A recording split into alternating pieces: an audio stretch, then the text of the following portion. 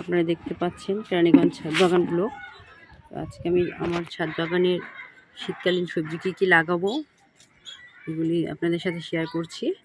তো এটা হচ্ছে লাউয়ের চারা, এই যে দেখতে পাচ্ছেন বড় বড় সাইজের, এই যে তিনটা আমি একদম সতেজ তরতাজা লাউয়ের চারা এনেছি, এগুলো লাগাবো।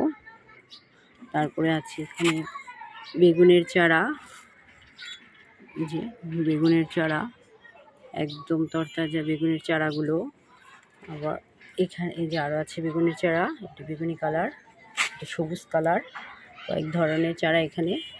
আর এগুলো হচ্ছে টমেটোর চারা, টমেটোর চারাগুলো এরকম সাইজের। তো আমাদের এখানেই বাজারে পাওয়া যায়, ওখান থেকে এনেছি।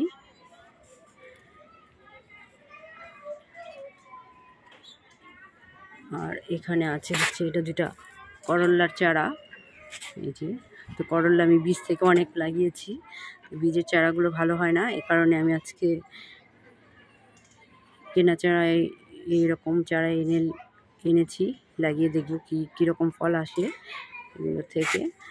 আর আছে সাথে আছে এখানে একটা মরিচের চারা, বোম্বে মরিচের চারা আছে, বোম্বে মরিচ বা নাগা মরিচ যে যেটাই বলেন।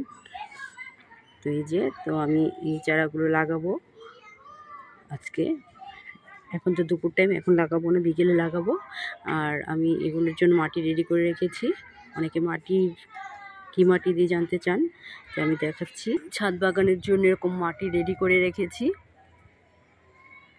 এই যে দেখতে পাচ্ছেন। তো মাটিটা খুব ভালো মতো করে গোবর সারের সাথে মিশিয়ে নিয়েছি, এই যে মাটিটা।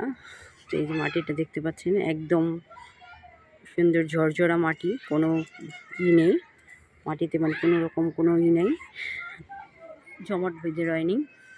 এই মাটিটা দিয়ে আমি গাছ লাগাবো, আর আমি এরকম টবের মধ্যে লাগাবো।